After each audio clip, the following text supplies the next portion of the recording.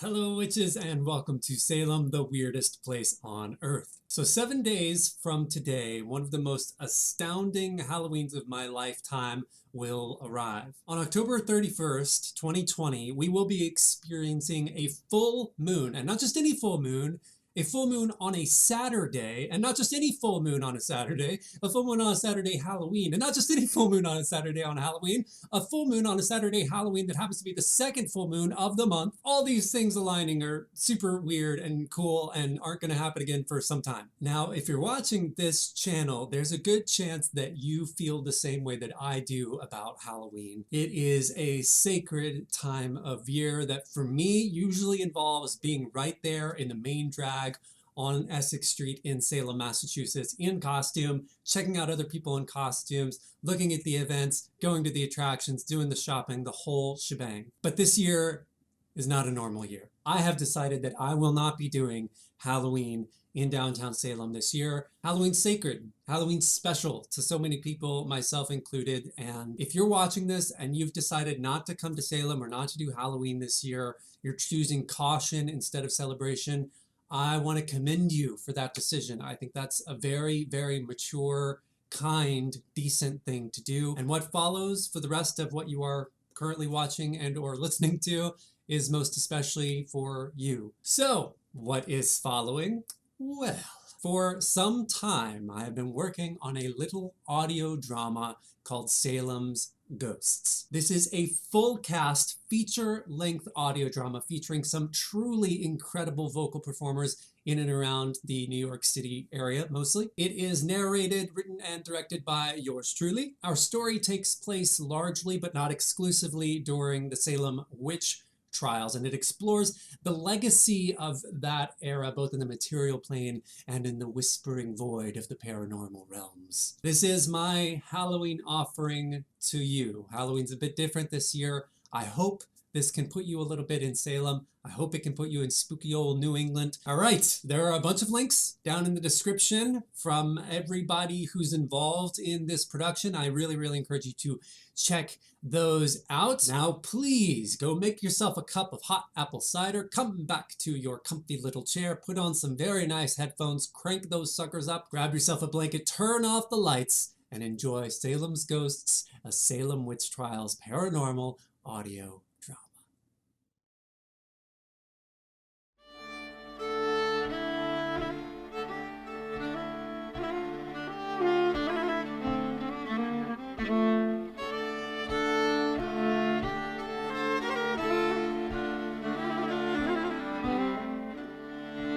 George Corwin was only 25 years old when he was appointed High Sheriff in Salem, Massachusetts. He was the son-in-law of one of the magistrates on the court that ruled over the entirety of the Salem Witch Trials and the nephew of two others. 2 years prior to his appointment, he had joined Massachusetts Governor William Phips in the Battle of Quebec. The conflict was a brash attempt to seize control of the city from the French. It failed utterly and saw the deaths of hundreds of settlers. For his service, though, and no doubt owed to his integration with the Salem magisterial elite, Corwin was awarded the authority of enacting the court's justice as High Sheriff, just as the hearings were escalating into an outright fervor. Our story begins weeks after Corwin's appointment, in the dead of a spring night, in the courtyard of a palatial Salem estate. The year is 1692. Orders, sir? We wait. Wait, sir? Just give me a minute. Footsteps lightly trod on Salem ground, approaching Corwin and his officers. The countenance of the man approaching is of dignity and simmering severity. Magistrate Corwin, your grace. Nephew, where are we? My men and I were considering our options. Options? There are no options. The woman was named along with the bishops. Take her. Yes, but this place, this family, if they resist, what could I possibly do? I will say this but once, nephew. You are here by the grace of them you serve. The court's indictment is clear, the accusations verified. Representatives of Ann Putnam, Mercy Lewis, and Abigail Williams each confirm it. The harlot in that house has signed her name in the book. No grand adornments or earthly power will change that. She is no godly woman, and we will hear of her deeds. But in order for us to do that, you must do your work. Yes, I understand. Do not fail your God. Do not fail us. As quickly as he'd come, the vision of Jonathan Corwin vanishes into the night. Sheriff George Corwin turns toward the building, straightens his overcoat, and approaches.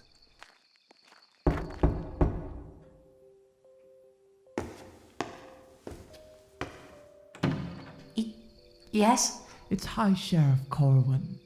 We're here for Mary. She's been named. Go and fetch your master.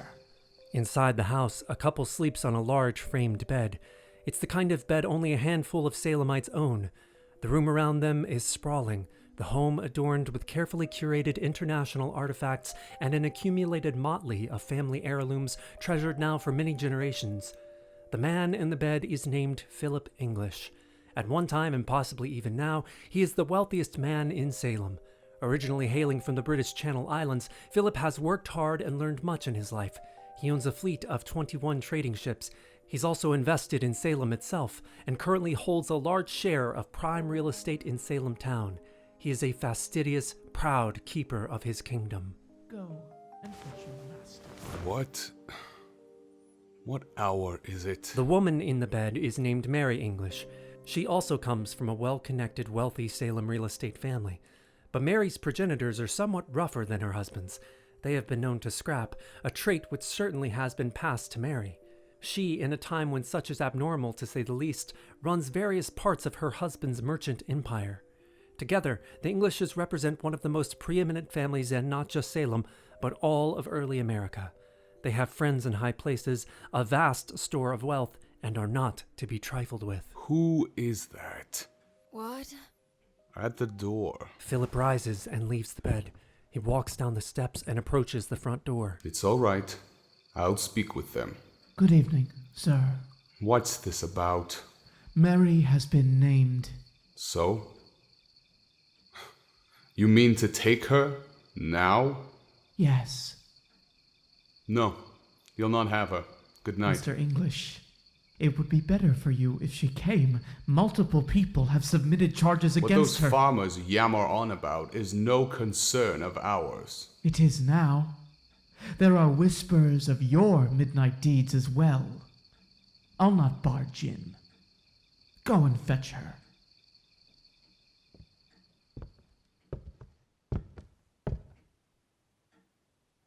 What is it? It's the sheriff. You've been named. Those children have named me? Us? It seems so. Well, then they've made a terrible mistake, haven't they, love? What do we do?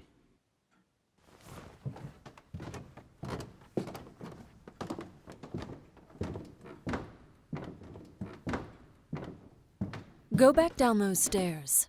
Tell the little Corwin that your wife is asleep and distempered, and should she be roused into wakefulness, there's no telling what peaks the volume of her voice will reach as she screeches through the Salem night. Tell him that every single powerful name that she knows of in this land will hear of this, either by the sheer sonic magnitude of her nocturnal yowling, or by the stroke of her decisive and merciless pen. Tell him I have ways in this world that would entirely eradicate him, and so, therefore, have no need of the devils in other planes for my will to be done. Mary, you know I can't say any of that. Yes, I know. Tell him to leave and return tomorrow. He is barely more than a child, Philip. Speak to him as one. She'll not come. What did you say? I am an officer of the She High says you should Court. come back tomorrow. She says if you take her tonight, she will fight you at every turn. She'll see to it that all of our friends descend on this arrest. No man can stop them once they're in motion, and no man can silence her when she has an itch for a rabble. Trust me, I know. You'll have hornets for dinner, young sir, Is that what you want? I'll come back at first light. Officer, Yes, sir. you are to remain at this door. No one leaves until I return. As you say, good night, Sheriff.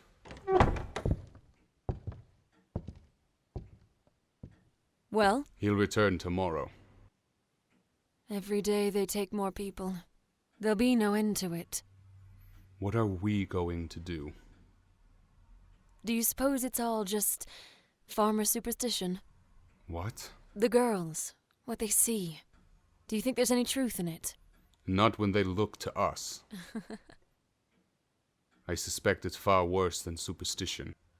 Small fortunes have changed hands these last few months. And now they come for the larger ones. Aye, the church rewrites the past and destroys the future. What will we do? I do not know. But I will, Philip. Aye, you will.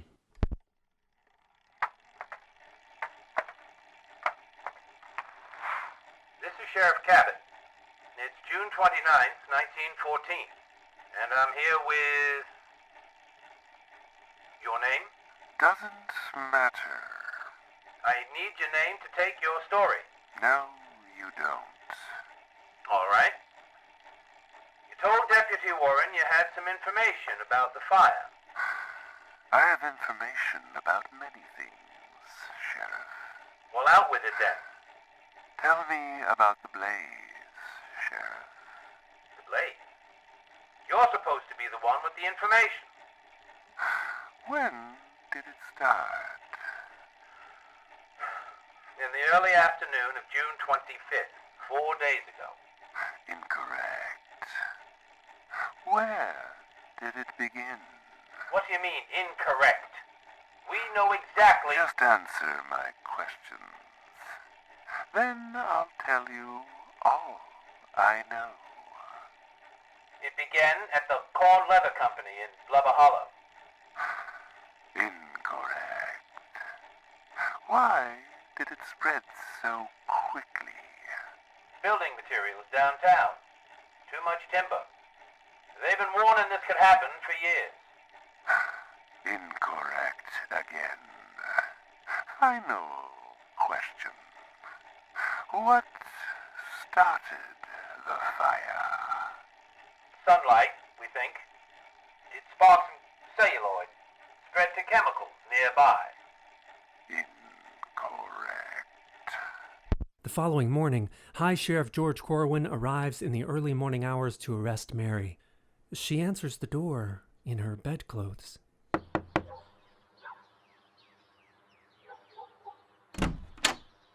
Good morning. Good English. Corwin? I assume your husband told you about last night? Yes. Then, shall we? Shall we? Is that how you arrest everyone? Well, I rather like it. There's a certain poise about it that counters its speaker. I just meant... Corwin, look at me. I am clearly in no position to go anywhere. But you must. Yes, I must. Say 11. 11? When you'll return? I should be composed by then, with a full stomach and a compliant tongue. See here. I have already given you more time than I am inclined. Corwin! Hi, Sheriff Corwin. Yes, High Sheriff Corwin. I swear to you, come the midday, I will go wherever you choose. If you take me now, I will fight you, and I will win. A grown man can wait. So? 11. Then, Thank you. bed-swerving devil spawn. Corwin leaves and returns a few hours later. The sun is high as Mary English, now fully dressed, silently agrees to accompany Corwin. The pair do not, however, travel to the prison. Corwin instead takes Mary to the second floor of the Cat and Wheel Tavern in downtown Salem.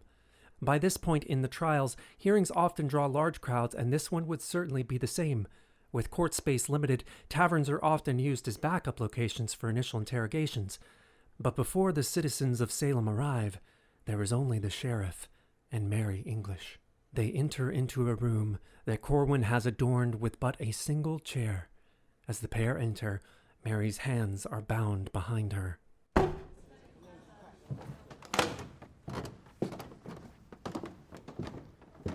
Please sit. Are we to be here long? I'm rather anxious to get on with whatever comes next. Could you at least remove my bindings, Corwin? You don't understand this. You don't understand where you are. Look around you, witch. Do you see great powers in the shadows waiting to spring to your defense? Because I see none. I see only you and me.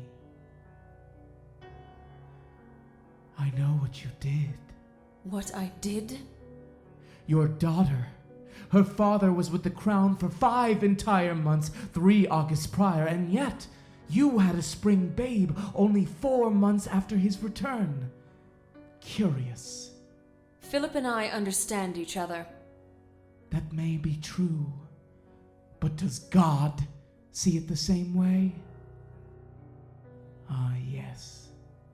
Now you're beginning to understand. It's all right, of course. I've done things in my past, too. Just last year, there was the raid outside of town. Do you remember? 24 savages in the night. Oh, I don't blame you. I wouldn't want to remember either. I didn't see much of it, but what I did observe would make the devil weep. I was indisposed, you see. Just as the attack began, something rather curious occurred. George Corwin inches closer to the still-bound Mary English. Goody English, have you ever had a moment of perfect understanding? One so clear that it made everything before seem dimmed somehow. One you were certain must come from God? No. Pity. I remember hearing the wails begin from the tree line near the water. I was close, so I went to investigate. Having dealt with this kind before, I knew that remaining hidden would be the best option. So, I entered the woods north of the entry point of their raid. After only a few paces, a sudden movement startled me. I drew my weapon, ready to kill. Imagine my surprise when a young, dark girl of no more than 11 should step out from behind a tree with her arms raised. Her eyes danced wildly in the night. I could tell she was confused. Something had not gone according to plan. From some quiet place within me, I knew that I must take her. Corwin now looms directly over Mary. And perhaps she knew some of our language. Perhaps she could be persuaded to talk. Perhaps she was useful as a ransom. I told myself all these things and more, but the truth is, I just wanted her. I wanted to... I don't know what exactly, but this morning, when you came to the door, I remembered the feeling. It was the same, Mary. Hi, Sheriff, you have... Oh, please.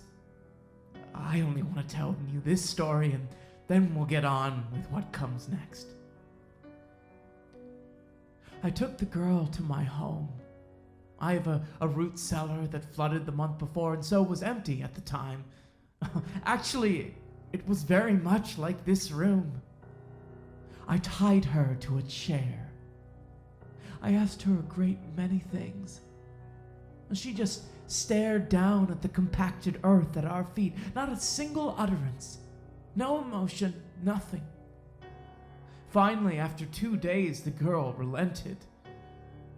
And of course, I couldn't understand a word of what she said, but the curious thing was, it wasn't any conversational persuasion that ultimately ended her silence. It was this. George Corwin leans down and places his hand around Mary's neck. He squeezes lightly. Just this. So simple. So elegant. You have something I want. My hand can extract it from you. And since it can, why shouldn't it? Why should God give me this strength if not to use it? Am I not of him? Am I not doing his will by eradicating godlessness from his new land?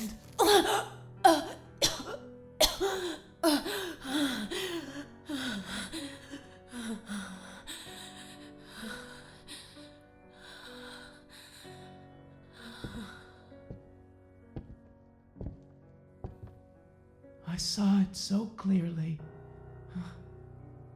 I kept my hand there until the girl turned cold, and I felt nothing. Because she was nothing. They are nothing. This hand, Mary, it holds such dominion over the bodies of the wicked, such dominion over you. You have done evil, have you not? Everyone has. George Corwin raises his hand and places it on Mary's shoulder. Oh, but you have done more. You are in league with the devil, are you not? No, I am not. Corwin moves his hand to her neck and delicately runs his index finger along her rapidly reddening skin. Do you know where I'll be mere days from now? Back at your mansion. To take your silly husband. Oh, but he won't come here. Very few people want to see the men questioned, you see. There's no sport in it. I'll take him to my root cellar. Unless, of course, there's a reason not to. Corwin places his hand on Mary's neck and begins to squeeze. Did you sign your name in the book? Answer me! Father, You are but a devil's whore, are you not? Yes, that's what you are. That's why you and your husband hold such sway on this earth. You have sold yourself. You will give yourself to me now. Who's there? Me, nephew. Is it done? George Corwin removes his hand from Mary. He looks into her bloodshot eyes. Do you understand now, Mary? Yes. Good. Very good. Corwin walks to the door, unlocks, and opens it. Good afternoon, goody English. I trust my nephew has transferred you here in a fashion accustomed to your liking. He has. Very good. Now, let us attend the matter of your bond. I suggest 30 pounds sterling. What say you, nephew? Mary's hearing took place in the following days. She then was moved to the Salem dungeons to await further examination and ultimately a formal trial. The hangings had begun. While Bridget Bishop was the first to die, several others followed in rapid succession. There seemed to be no end in sight. You done with your little show? Are you gonna start answering some questions, or am I wasting my time? It's miraculous the number of tourists that are in Salem right now. How many do you suppose came here to gawk at the ashes? 500,000, we think. So far. That's humorous. It won't be the last time Salem's tragedies bring hungry eyes to town. All right, Sheriff. Begin. Ask me what I asked you. When did the fire start? September 19th, 1692. You're insane. Where is next, Sheriff? Where did the fire begin? That depends on your perspective. Some would say at the very same spot that a sturdy ash tree on a craggy hill once stood. Nearby corn leather, but not at the same location. Others, like me, would say it actually began in a field on the other side of town. There's no way it began on the other... Just keep going. Why did it spread so quickly? Someone willed it to. Who? I shall take that to mean what started the fire. Sure. For now, A dead man. In the days immediately following Mary's arrest, Philip English visits his wife 3 times a day. 5 days after Mary is taken, Jonathan Corwin knocks on his nephew's door with an urgent message in hand. Yes? It's me. Open. Who today? Sit, nephew. George, what would you call the process in which we are engaged? I am not sure I understand.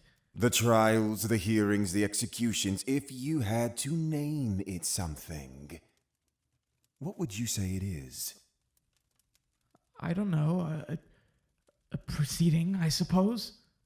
Proceeding. No, George. Cleansing. We are cleansing this kingdom. Yes, of course. The devil cares little for the station of his servants beyond the utility those stations may serve. But in that even is great power. Who can do more evil in the devil's name? A millman or a governor? A governor, of course. Aye, a governor. But a governor is well protected, surrounded on all sides by a fortress of influence that shields him from God's wrath. And so, we must destroy it, stone by stone, until all that remains is the man within. I understand. Do you?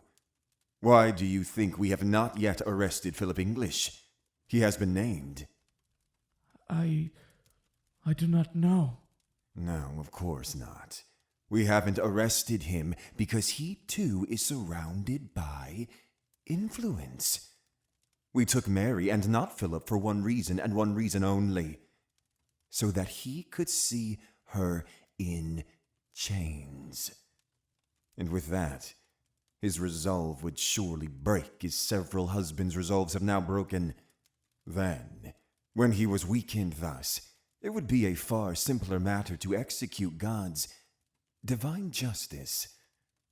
But I hear he visits Mary 3 times a day. In the dungeons, I hear they whisper in secret language. Devil tongue, no doubt.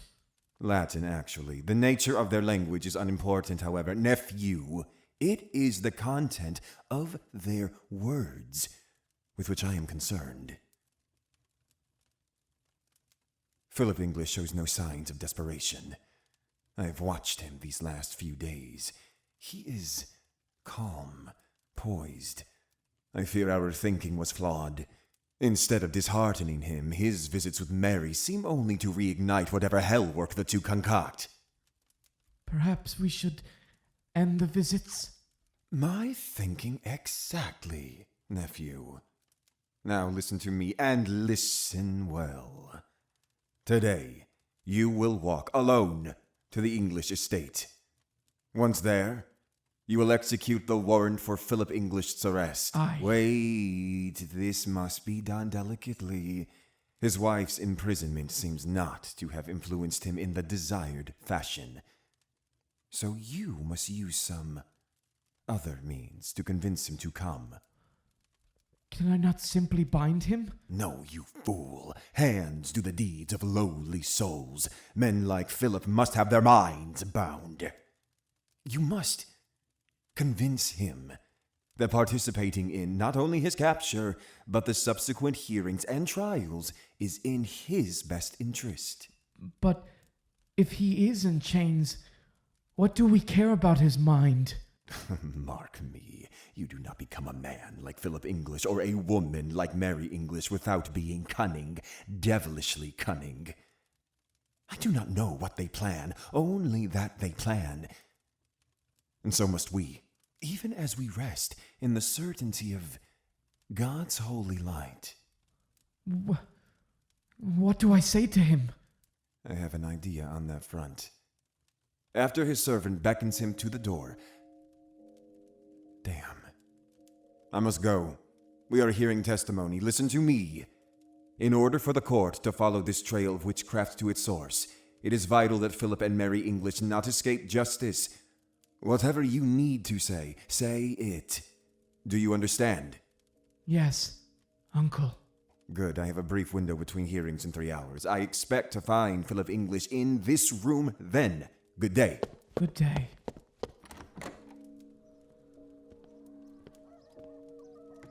An hour later, George Corwin walks alone to the English mansion and knocks on the large door.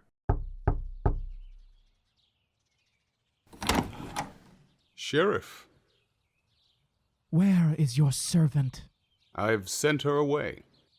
I hope you bring glad tidings. Grim ones, I'm afraid. I suppose you have some ill-drawn tactic to coax me out? Why should I coax you out? Come now. Do you think me a fool?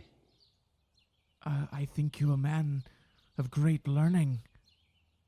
There is no need for such flattery, Corwin. I will go with you. I'm already prepared. Let us leave. What?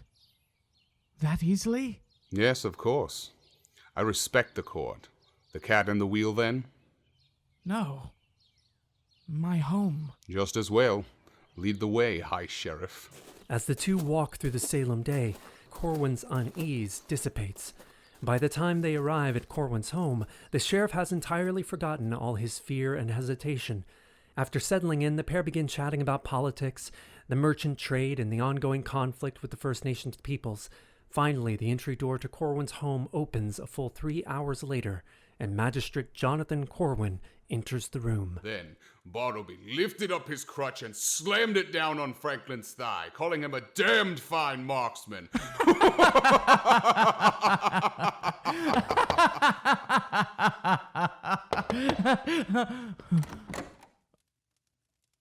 Uncle?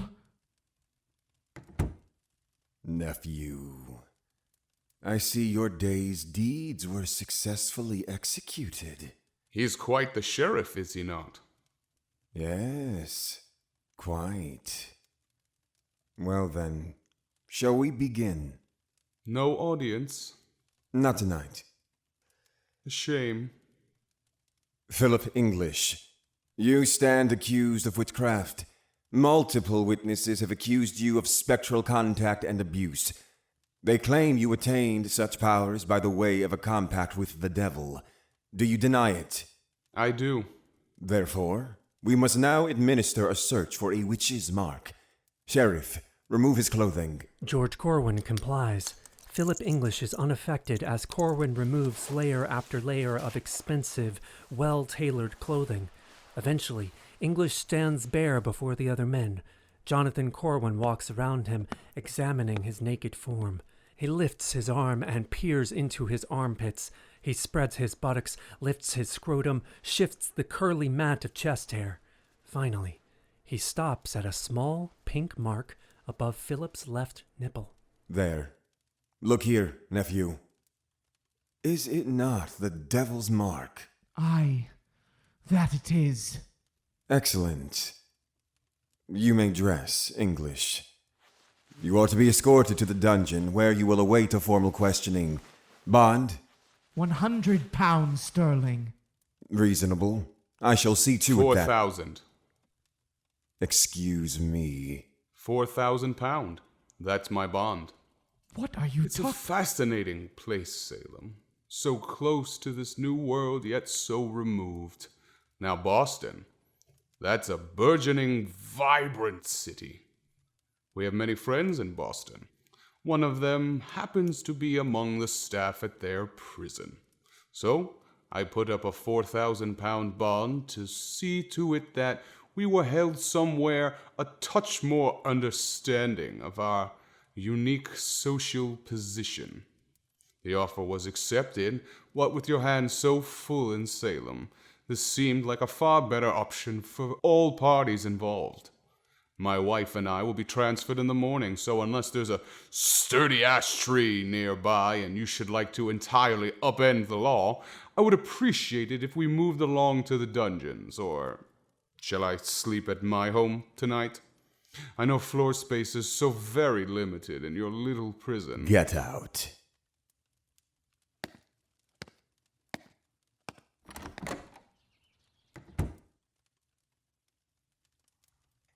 Nephew. Right. I couldn't have known. I heard you loose-tongued and jolly with him even as I entered. Did you not stop to consider why he was so jovial? I did. And yet, I did not hear you questioning him to get to the root of it. Did you ask him a single thing once you entered this house? I don't have time for you.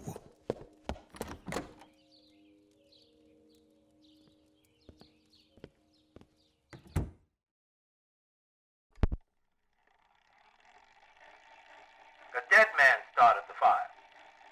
Do you know how crazy that sounds? Many things are crazy.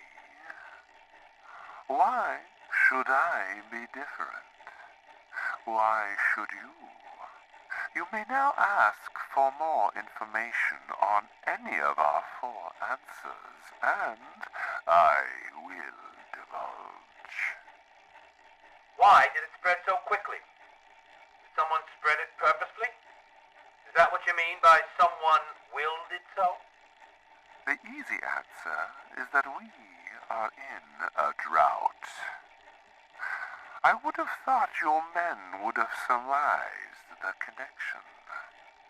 The more difficult answer is that the man who willed it to be so was also in a drought. There's a strange line between things here. It's unlike any place I've ever been. So you traveled? Oh yes, very much. I have seen a great many things. And how are we different here? What's this line business? The past here echoes in miraculous, terrifying ways, Sheriff Cabot. Are you of any relation to Lori Cabot by chance? I've never heard the name. Ah, I am too early. Do you know that every single Salem sheriff for the last 222 years has suffered some mysterious coronary ailment? I did. You will too. Do you know why? Because someone wills it? Ah, now you're playing the right game, Sheriff. The following day, the Englishes are moved to Boston. Their entire immediate family finds their way there as well. The Sunday before their trial, the prison minister reads to the inmates from Matthew 10:23. You will be hated by everyone because of me. But the one who stands firm to the end will be saved. When you are persecuted in one place, flee to another. Later that day, a prison break erupts. In the chaos, Philip and Mary English escape to a carriage waiting nearby. They ride into the night, only stopping once they've reached New York. They are now well outside the reach of Salem's courts. Their children are protected. All of the Englishes that remains in Salem is their massive mansion in the center of town. After word of the Englishes' escape reaches Salem, High Sheriff George Corwin, enraged, gathers a posse and ransacks the English home. The group steals or destroys nearly everything on the property. George even stows away some of the English family heirlooms, which hold only sentimental value, in his own home. While the English family is pacified, they still play a powerful role in the trials, remaining in constant communication with friends in and near Salem throughout the insanity of the months ahead. Still, Sheriff Corwin's attempts to dominate and topple one of the most powerful merchant dynasties in Salem ultimately proves to be a failure. So it should be no surprise, then, that as the body count from the trials escalates into the double digits and more powerful members of the Salem and Massachusetts elite are accused, the High Sheriff's dark tactics become more visible. Before long, however, he will commit an act so monstrous, its legacy will scar the American consciousness for centuries to come.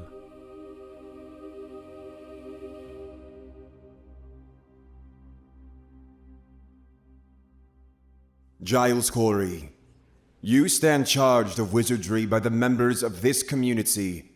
What say you? I never did hurt them. But your image did. In the dead of night. Tell us what your spirit did to these girls. I have done nothing to damage them.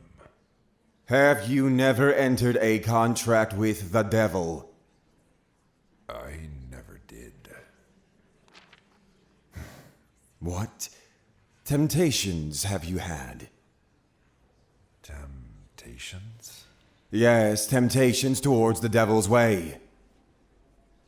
I never had temptations in my life. John Hathorne, trial magistrate, another relative of George Corwin, and colloquially known as the hanging judge for his punishment predilections, enters the interrogation. What? Have you lived without temptation? We have it on testimony that you have been tempted to leave Salem, perhaps even to leave this world, which, as you know, is the deepest affront against our God. Many in Salem have heard of it. I only meant... Giles Corey, you have been mocked by Sarah Bibber. She claims you were frightened by a hellspawn in your cowhouse. I never saw nothing but my cattle. Tell the truth. What was it frightened you? Nothing frightened me. Nothing frightens me now. We have 3 witnesses here that claim you told them directly you'd seen a terrible beast, one not of this world. I do not remember it. Abigail Hawes. Stand, girl. Recount to us now what you did the day before last. I have seen sights and been scared. I have seen dogs. Ordinary dogs? Devil dogs. They come to me in the woods with a dark man. He offered me many fine things if I would but follow his will. And what was his will? To serve him. To sign my name alongside Giles Corey's and the rest of the night folk. He say Giles Corey will crush me to death if I do not sign. He say... Giles Corey, you stand accused. Dozens of your neighbors have entered charges against you. Now comes the time. Enter your plea. Guilty or innocent, man? You must enter a plea. Giles Corey steps away from the pew. He looks around the room. His gaze scans the faces of everyone he's ever wronged. He draws a deep breath and returns his focus to the magistrates at the front of the chamber. Guilty or innocent? With not a sound escaping his lips, Giles Corey simply shakes his head.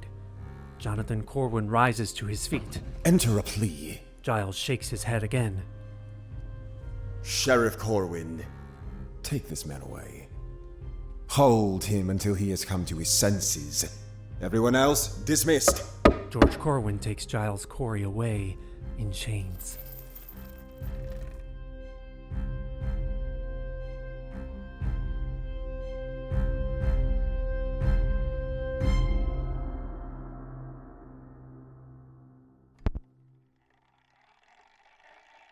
Who wills it? You know his name. You know his story. And I will tell you. But first, we must complete our game.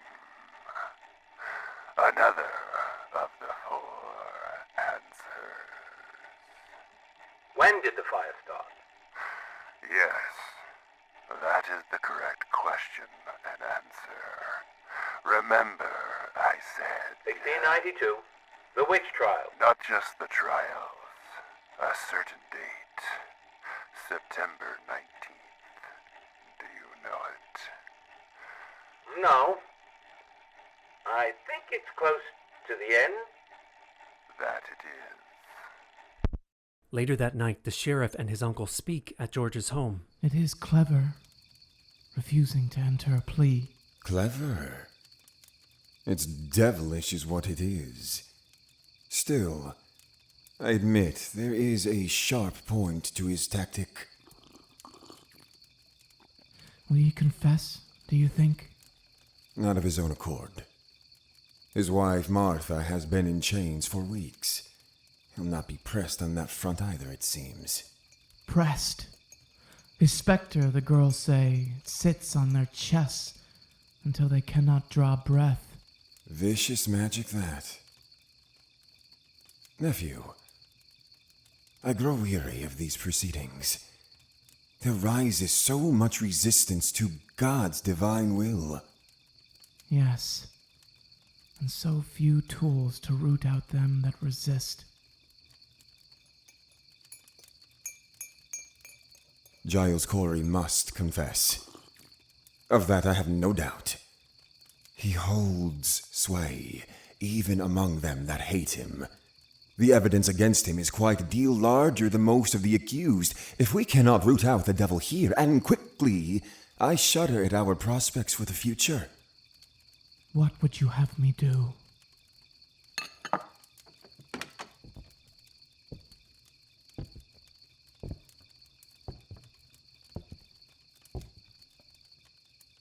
Visit Martha in the dungeons.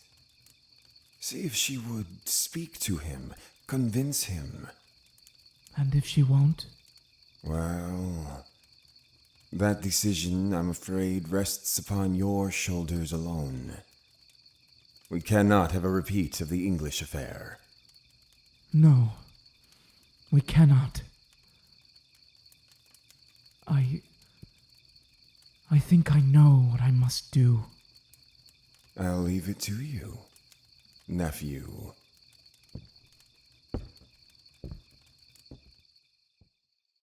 That night, George Corwin travels to the dungeon to meet Martha Corey. On his way, he fetches the silent Giles Corey from his cell. As he enters Martha's room, he leaves Giles in the hall, out of Martha's line of sight.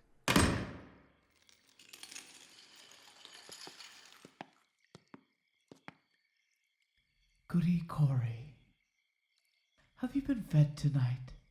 Yes. Good. That's good. Why are you here, Corwin? Have you come to hurt me? You are a godly woman, Martha. I am sure you have heard of your husband's silence in the court. One of the exceedingly rare moments of silence from that man, I assure you. You seem displeased with him, Goody Corey. I come to you with a request. By this time tomorrow, your husband's plea must be recorded.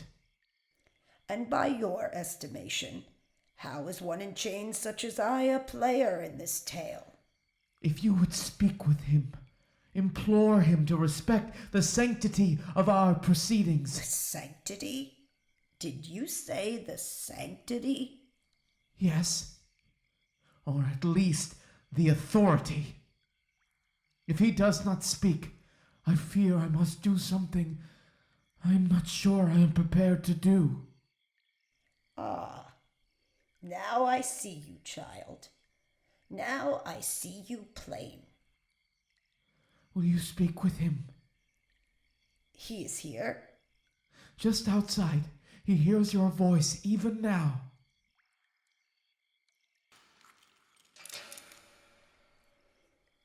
No. I'll not speak with him. I would have him hear this, though. We are stone, old man. Stone and tears. And I shall see you when all the days before us are golden and the eternal winds have shifted toward our favor. Goody Corey, I would have you listen Some time to me. ago, I met a man. A broken man. He had said and done terrible things. He had been scorned by his people. But after many long years, he had finally tamed the beasts raging in his heart. He could, at the very least, honestly admit to himself who he really was. That was a miracle. And though he sometimes faltered, I watched as every day he tried harder to live within God's love. The man broke and repaired my heart every day.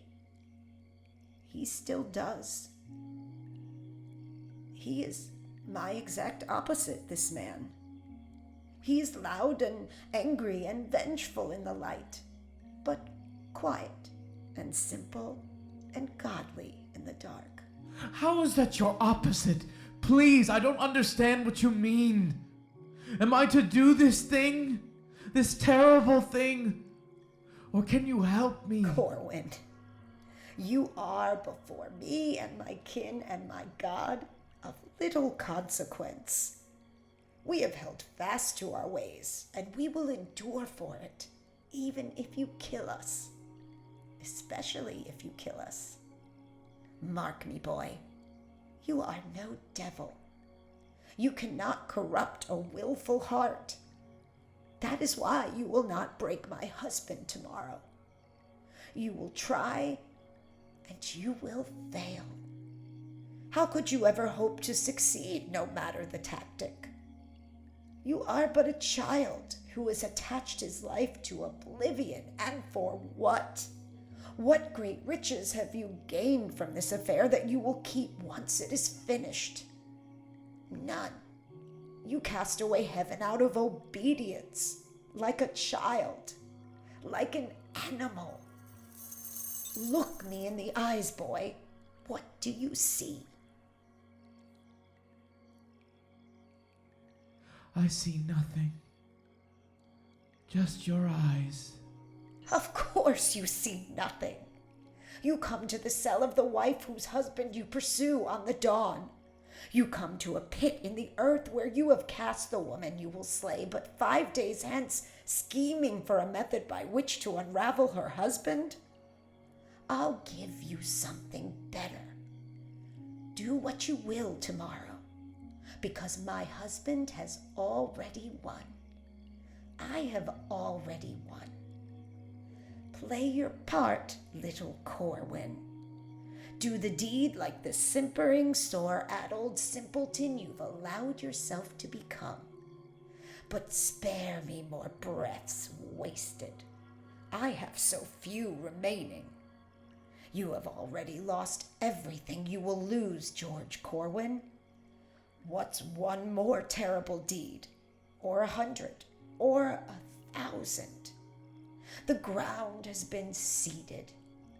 You are empty. Now kill me or hurt me or leave me, child.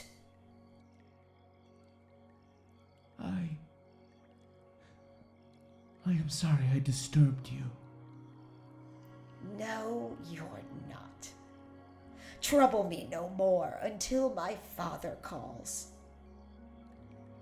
As you say, Goody Corey. George Corwin drops his shoulders and slinks out of the cell. As he moves down the hallway, carting an old, silent, grinning man, an elderly woman's voice begins to sing in the darkness behind him.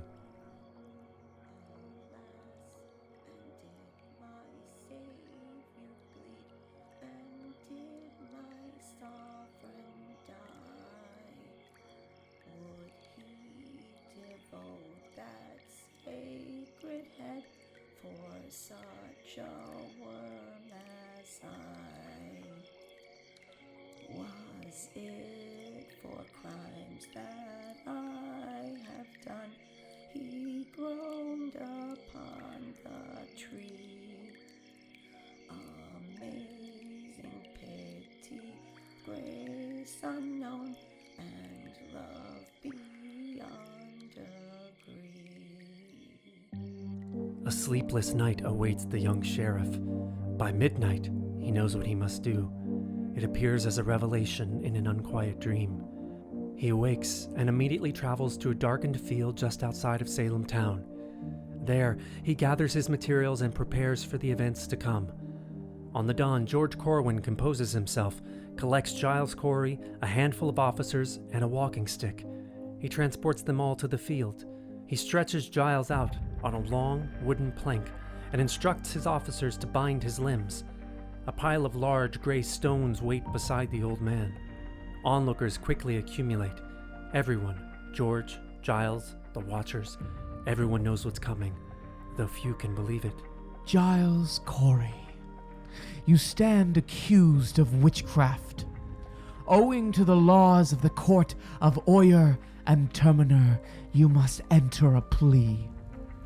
How do you plead?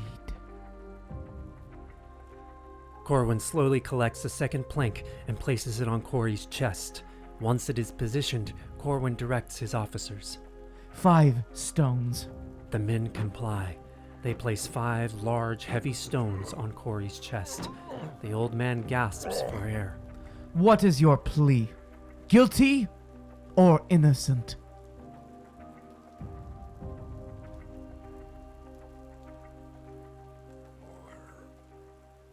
Wait.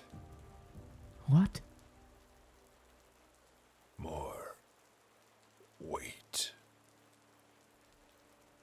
5 stones. The men hesitate, then follow their orders. One of Giles Corey's ribs snaps under the weight of the rocks. He grunts and writhes. Enter a plea, Corey. Guilty or innocent?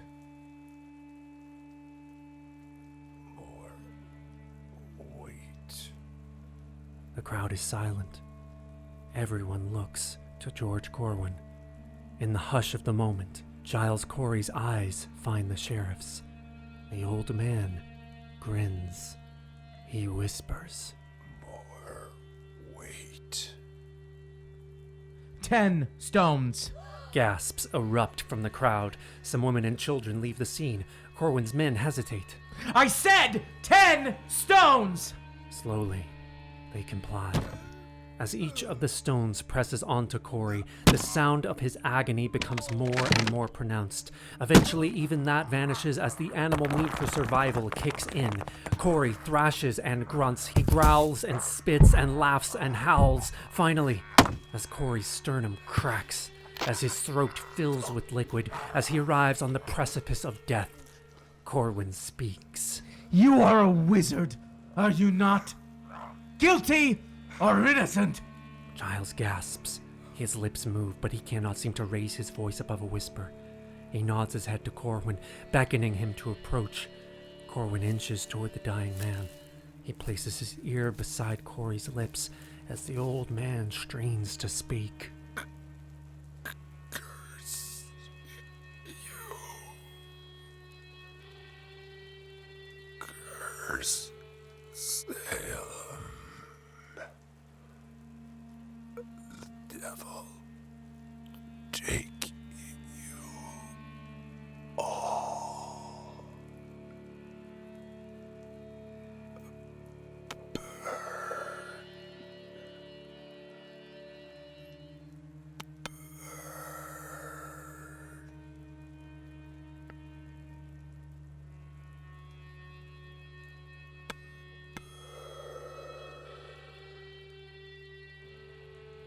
George Corwin leans back and looks aghast at Giles Corey.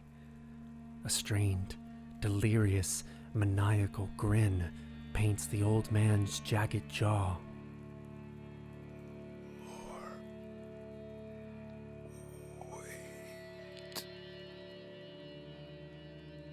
In a rage, George Corwin leans onto his walking stick and lurches one boot onto the pile of stones atop Corey. Giles exhales his final breath as Corwin climbs fully on top of the splayed corpse, its tongue now jutting out from its mouth in onset rigor mortis. How do you plead? How do you plead? Answer me! Corwin takes his walking stick and shoves the dead man's tongue back into his mouth. You foul, loathsome blight! How dare you refuse me? How dare you! Corwin lifts his stave high above his head, ready to strike the corpse. A sudden gasp erupts from the crowd and catches George's attention. His eyes turn slowly toward the gathered onlookers, who watch him in horror. Slowly, he lowers the staff. This man was of the devil. And what was done here was in God's name. Do you understand me? Do you understand me? A few people in the crowd nod. Most are too shocked to do anything. Corwin climbs down from his corporeal perch. He looks to his gathered neighbors. He looks to Salem in the distance. He tries to speak, but no words will come. He feels nothing as he lurks away from the scene at his back. He does not afford another glance or consideration to what once had been Giles Corey.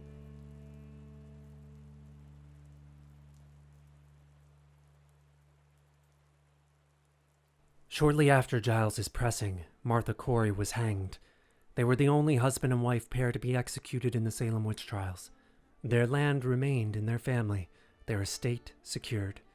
Not so fortunate were Philip and Mary English. When the trials ended, Philip had no desire to return to the place and the people that had nearly killed them both. Mary, however, was desperate for home.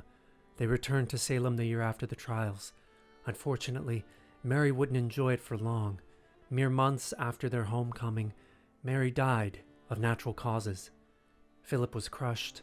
For the rest of his long life, he made getting revenge on Corwin and the magisterial elites in Salem a primary focus. He sued George Corwin directly, over and over again, seeking the return of his precious family heirlooms and some remuneration for the massive wealth he lost as a result of the trials. All told, Philip English's estimated losses were between £7,000 and £10,000 sterling.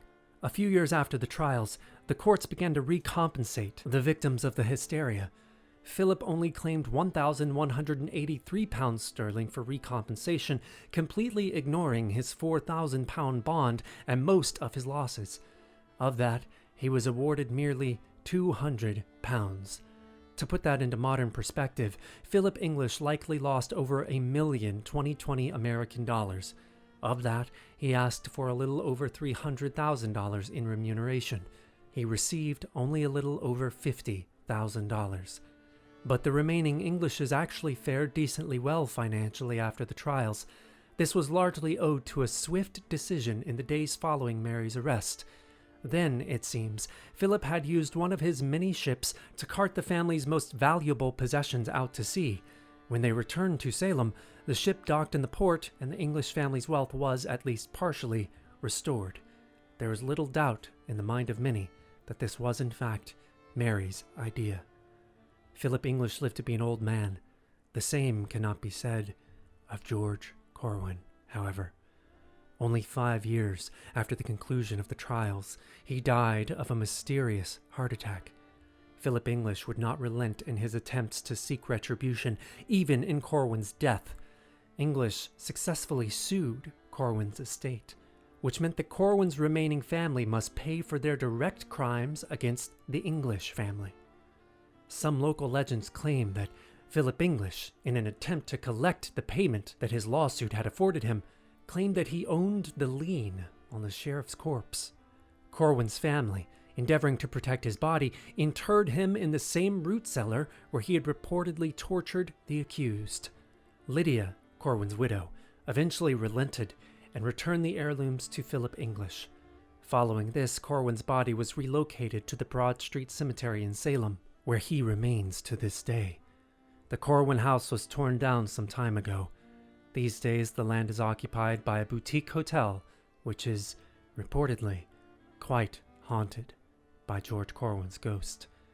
They say he chokes guests in the night. But George Corwin's specter and legacy pale in comparison to Giles Corey's. Only 2 answers remain, Sheriff. Are you beginning to understand? I don't feel well. pass. I am waiting. Where did it start? You said maybe by corn leather. Maybe in a field. Which is it? Near corn is where 19 lost their lives at the end of a rope. The field is where one did beneath a pile of earth. Condemned. And Giles. I saw their faces, their bulging, yellowed eyes. I smelled the waste evacuate their shells. I watched their children weep and grow into broken people who broke other people.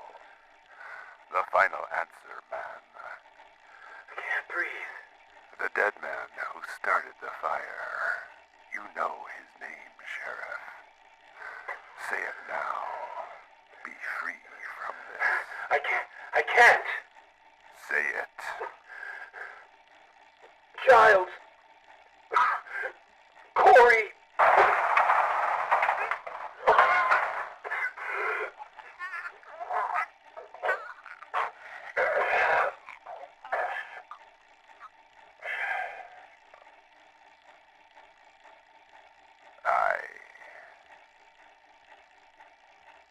Alas, and did my Savior bleed, and did my sovereign die? Would he devote that sacred head for such a worm as I? Was it for crimes that I have done? He groaned upon the tree. Amazing pity, grace unknown, and love beyond degree.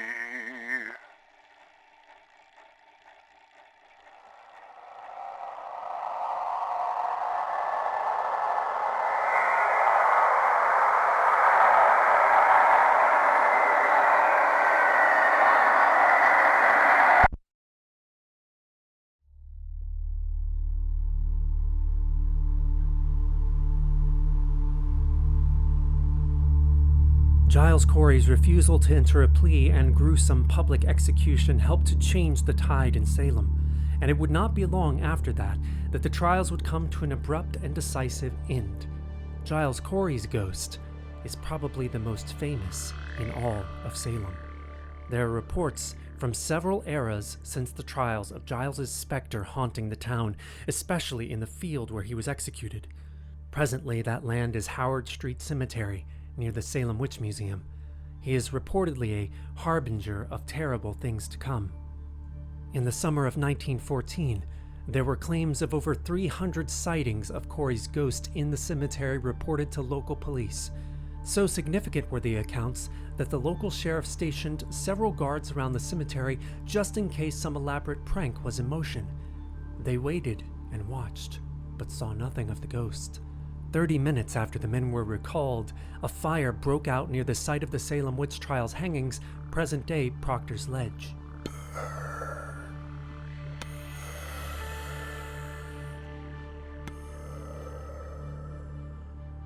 The fire destroyed nearly 2/3 of Salem and would have done more damage if not for a mysterious shift in the wind.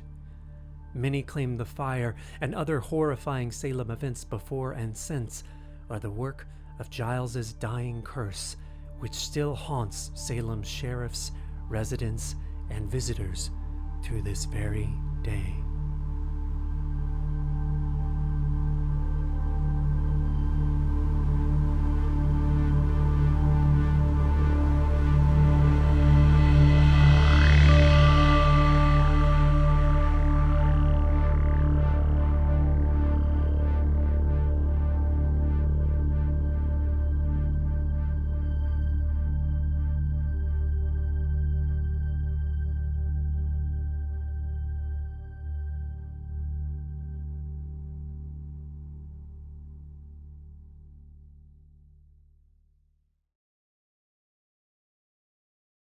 I love this thing so much. I'm so glad you listened to it. Wow. So many people to thank putting this thing together. You see the credits on the screen now. These people, every single one of them, are phenomenal and deserve your attention and support. Check out the links in the description. Thank you so much for listening to this. I hope it made your October season a little bit spookier. Please, if it did, share the heck out of it. Put it everywhere. Put it on your social profiles. Share To Salem itself, whatever incarnation of To Salem you happen to have come across to enjoy this content. Subscribe to the channel and the podcast and all that goodness. And most importantly, I hope you have an incredible Halloween this year, even if it's a little bit different. I know I'm ramping up for a really incredible one. Leave me some comments down in the description about what you're planning to do this year, especially if your plans are a little bit different than they normally are. Would love to hear how you're celebrating. Let's give each other ideas about how to keep this thing spooky. My heart goes out to everyone watching or listening right now. I'm so privileged that you have spent this time with me and this incredible cast of creatives. Stay weird, witches. I'll see you next time.